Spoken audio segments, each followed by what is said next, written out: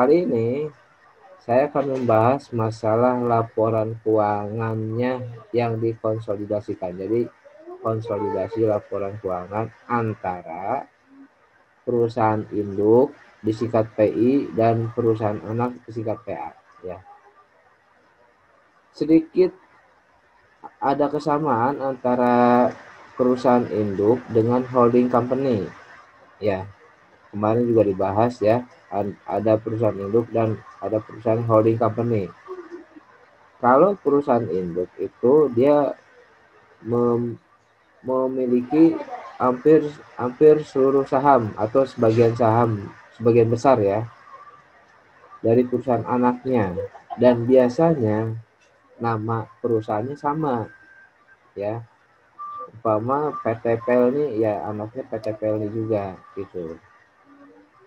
Sedangkan holding company itu biasanya itu sama ya, sahamnya juga dimiliki oleh perusahaan holding company pusatnya, tapi biasanya nama perusahaannya bisa berbeda-beda. Jadi masing-masing punya punya namanya sendiri, itu berbeda nama dengan induknya gitu. Yang diharapkan apa ya, sama ya, dividennya, dia kan ada investasi ya di perusahaan anak. Oke. Nah, kali ini bagaimana kita menggabungkan dua atau lebih laporan keuangan ya dari perusahaan induk dan perusahaan anak. Bayangkan kalau perusahaan itu punya cabang se-Indonesia. Kurang lebih ada 30 berapa sekarang ya provinsi ya. Katakanlah 35 provinsi. Itu semuanya dikonsolidasikan. Nah, ini tentu perlu ilmu khusus di akuntansi lanjutan ini ya, biar kalian tahu bagaimana menggabungkan laporan keuangan terutama neraca ya antara perusahaan induk dan perusahaan anak. Oke, jadi di materi kali ini itu ya. Nanti kalau lebih banyak saya membahas masalah LTM-nya yang pertemuan 14. Oke, kita lihat. Pada dasarnya saya tidak akan terlalu bahas teori ya. Pada dasarnya untuk mengkonsolidasikan laporan keuangan itu hanya menggabungkan, hanya menjumlahkan unsur-unsur yang ada di laporan keuangan. Umpama kas induk ya, kas PA ditambah dengan kas PI. Kas PI induk ditambah dengan kas PA. Ya kalau PA-nya banyak, ada 35, tambahkan saja gitu ya. Hanya menambah-nambahkan pos-pos yang ada di dalam laporan neraca maupun laba rugi ya.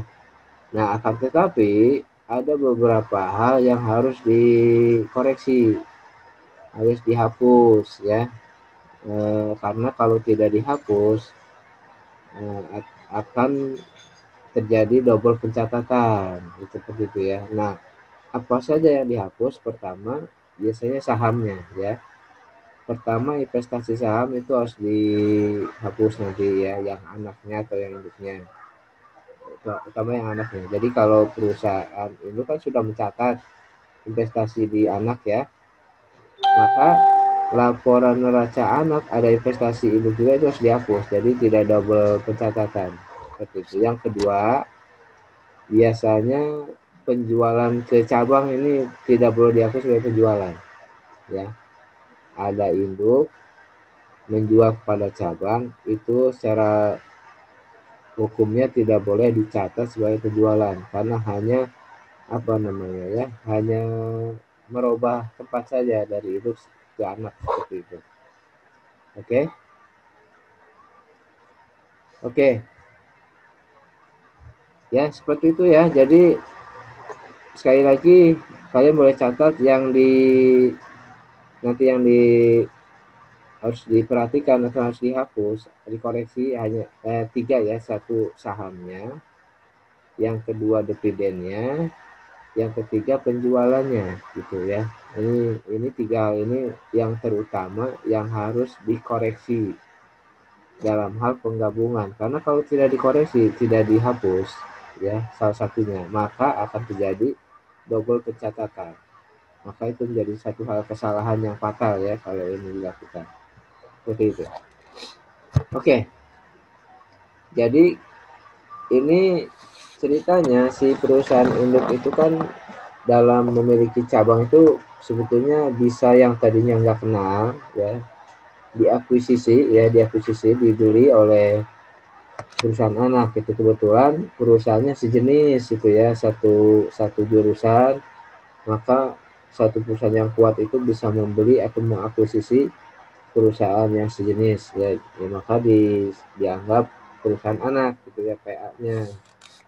Oke, jadi caranya saham itu dibeli langsung oleh induknya ya, saham anak dibeli langsung oleh induknya ya. Intinya itu aja materinya. Sekarang kita lihat langsung kepada praktiknya ya, tidak terlalu banyak teori. Baik, ini kalian bisa lihat ini soal LTM yang ke-14 ya. Saya langsung aja ke soal supaya lebih paham ya. Perhatikan di sini ada data-data PT Artasari dan juga PT Nikita ya. Di sini yang berlaku sebagai perusahaan induk adalah PT Nikita.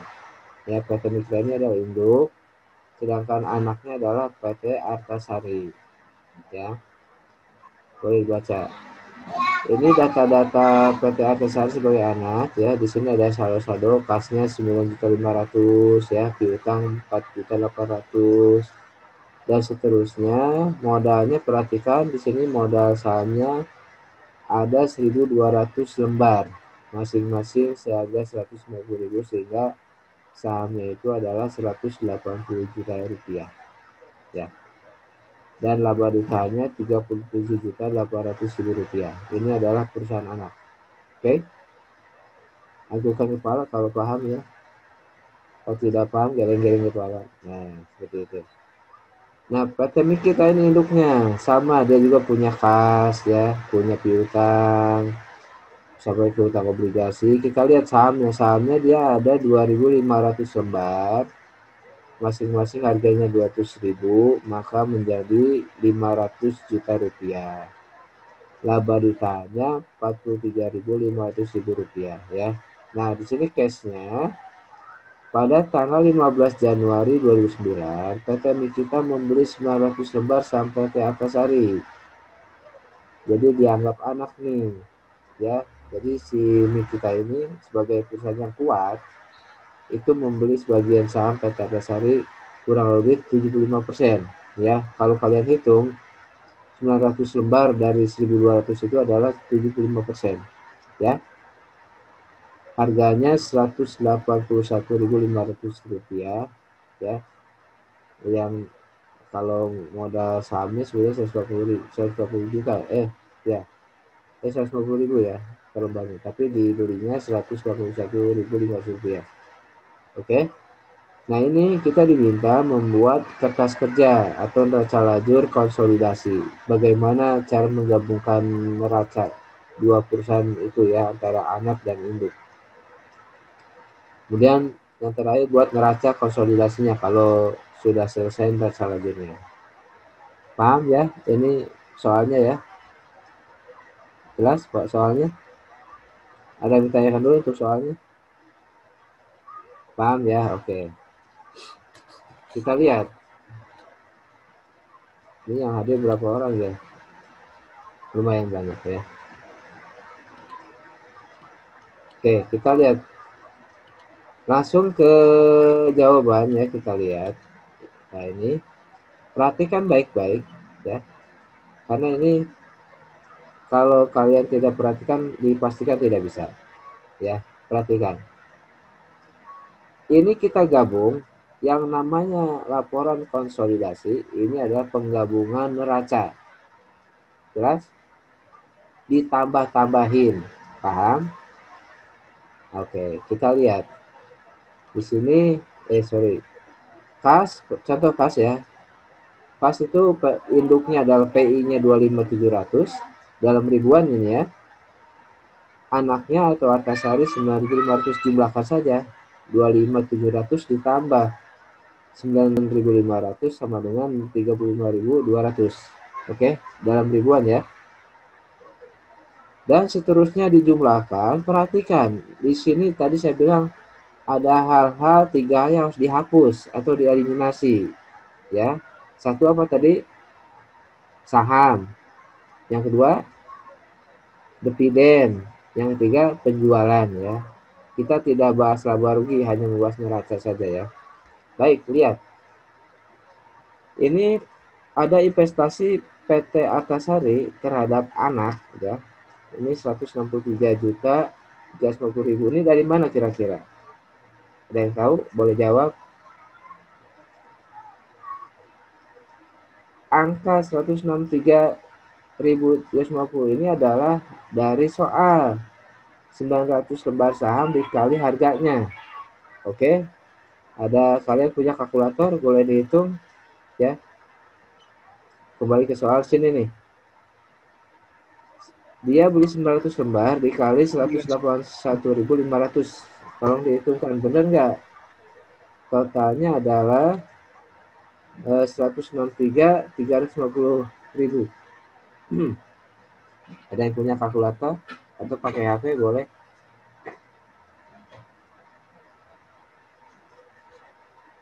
Saya pastikan ini adalah harga beli, harga perolehan, ya.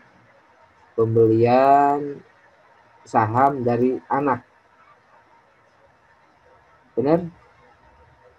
Okto udah hitung? Unmute dulu. Mute dulu. Unmute. Kalau mau bicara unmute. Jumlah lembarnya Lembar sahamnya 900 dikali dikali sesuai 100 juta. Nah, sama ya. 163 juta 350.000, betul ya? Oke, betul. Jadi ini adalah pembelian saham atau investasi PI terhadap PA. PA loh, bukan itu ya. IP itu perusahaan induk, PA perusahaan anak, ya.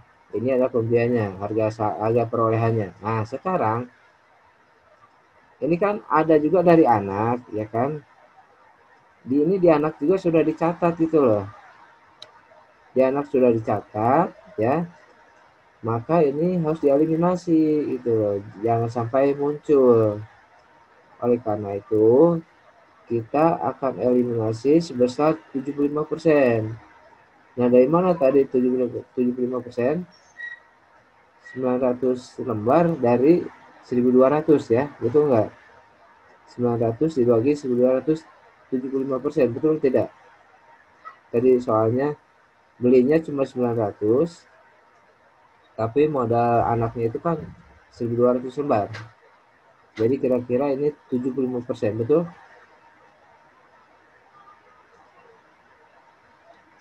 Sampai dihitung ya? Betul, Pak. Betul. Jadi ini kita eliminasi sahamnya, ya. Sebesar 70%. Tapi jangan dari 163 ya, tapi dari 180.000. 180.000 sahamnya PA. Lihat, PA-nya itu kan 180 juta ini ya. Berapa 75%-nya? Tolong dihitung. 180 juta dikali 0,75 adalah 135.000. Betul tidak? Betul, Pak. Betul, oke. Jadi ini adalah 75% dari 180 juta sahamnya anak PA, ya. Paham ya? Dan termasuk dividennya. Dividennya adalah 75% juga dari dividen anak. Berapa dividen anak tadi? Lihat ke atas lagi. Dividen anak adalah laba ditanya maksudnya ya, 37.800. Berapa 75%-nya? Tolong dihitung. 37.800 dikali 0,75 adalah 28.350.000. Betul nggak? Betul? Ada yang mau hitungin? Betul, Pak. Betul, oke. Jadi, nah ini kalau kita jumlahkan itu sama dengan 163.350 ya. Artinya kalau di anaknya sudah dicatat, maka di induknya jangan dicatat itu loh. Jadi harus dieliminasi, harus dihapus ya. Jadi di sini modalnya investasi PT apa saja dihapus, dieliminasi, oke. Yang lain-lainnya dijumlahkan. Oke. Nah, sampailah kepada di bawah, perhatikan ada modal saham PT Mikita. Nah, ini. Jadi di sini menjadi 663.500 kira-kira dari mana nih? Ada yang tahu? Ini modal perusahaan induk itu dari 500 juta ditambah ini investasi anak. Kita lihat modal induk kan 500 juta. Ini ya. Modal induk 500 juta ditambah investasi ke anak 163.350. Sehingga totalnya 663.500, betul? Paham ini? Angka ini dari mana? 663.500 ini adalah 500 juta ditambah 163.350. Ini harusnya 350 ya, sorry ya, salah ya, salah ketik ini. Ini jumlahnya udah benar 663.350 ya. Jadi salah ketik. Oke, supaya tidak bingung, saya ganti dulu ya. Daripada membingungkan. Oh, tidak bisa nih, soalnya gambar, foto ya, sorry.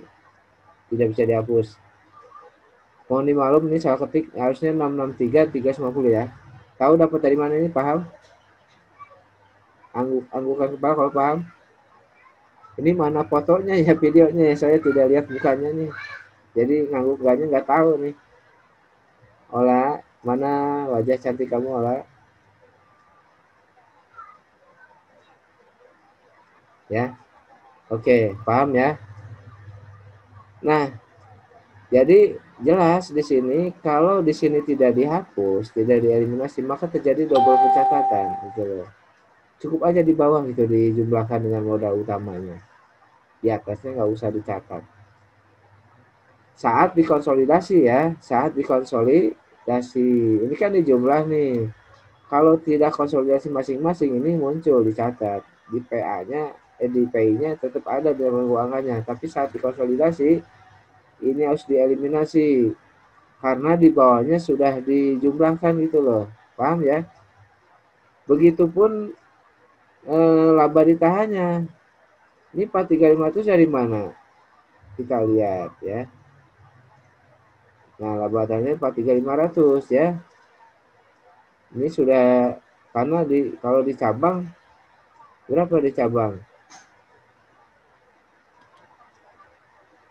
Di cabang mah tetap ya. Jadi di sini laba di terminalnya 3.800 ya.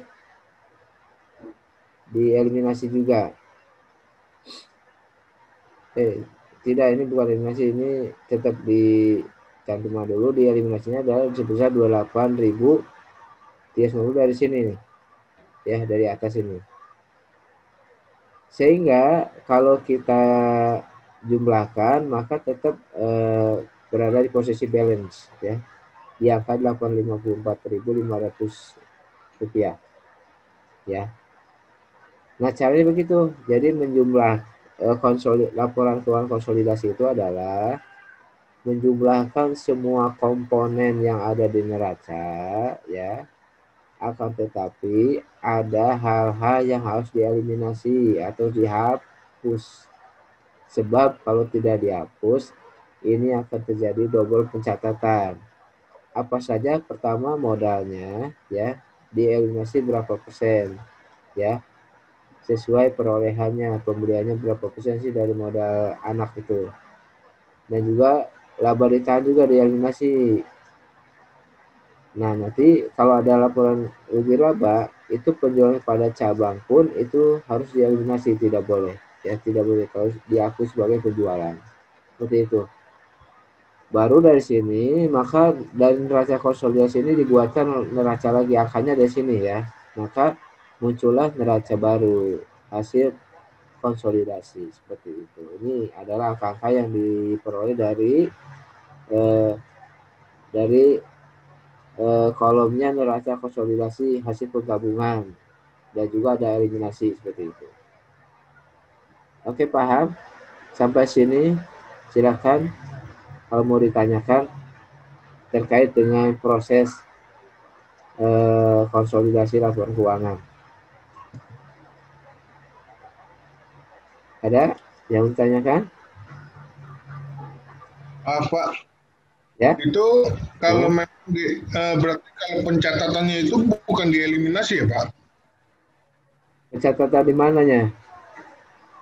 Maksudnya itu kan tetap dihitung Pak di Ya. di modal. Jadi, maksudnya bahasa di eliminasi itu gimana ya Pak? Oke. Ini untuk laporan keuangan masing-masing tetap kan mereka punya pencatatan sendiri kan, ya enggak?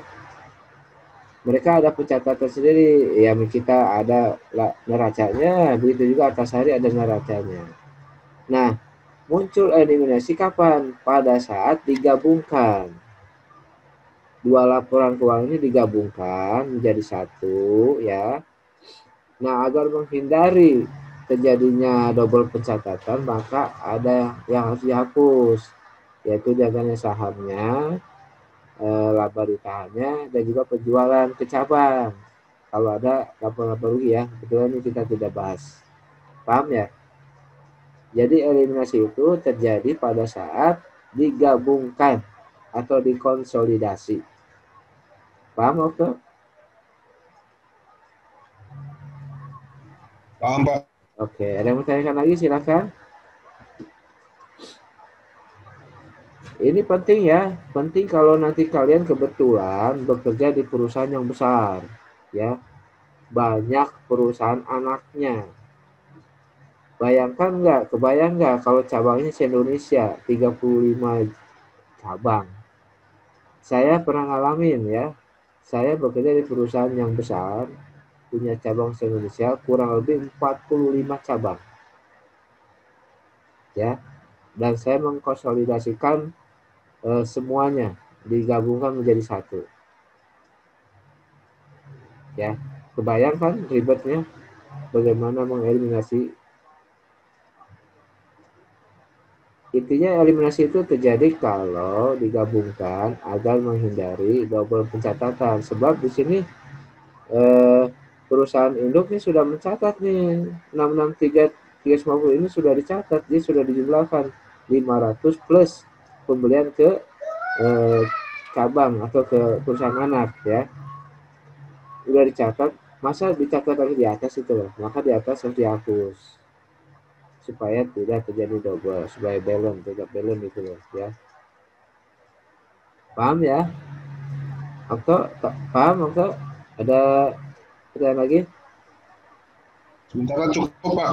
Cukup ya, yang penting kalian paham bagaimana cara mengkonsolidasikan. Intinya sih gampang, hanya menjumlahkan saja pos-pos yang ada di neraca ini. Kas jumlahkan dengan kas anak, piutang pun jumlahkan, persediaan barang jumlahkan, semua jumlahkan ya. Akan tetapi ada yang harus dieliminasi terkait karena sudah dicatat sebelumnya, itu udah takutnya double pencatatan. Kalau ketika digabung pasti akan double pencatatan, maka harus dieliminasi. Apa saja tadi? Satu, saham, yang kedua DPD laba ditahan, yang ketiga adalah penjualan. Jadi penjualan dari pusat ke cabang itu tidak boleh dikatakan sebagai penjualan pada saat digabungkan. Tetapi hanya apa ya, memindahkan barang saja dari pusat ke anak gitu atau ke cabang. Paham ya? Oke. Ada yang mau ditanyakan lagi tidak? Ini kuliahnya cukup cuma sampai sini aja ya. Dan nanti kita langsung tanya jawab di WA. Baik, cukup. Terima kasih atas perhatiannya. Mudah-mudahan bisa dipahami ya. Mudah-mudahan bermanfaat. Kita lanjut di WG. Wassalamualaikum warahmatullahi wabarakatuh.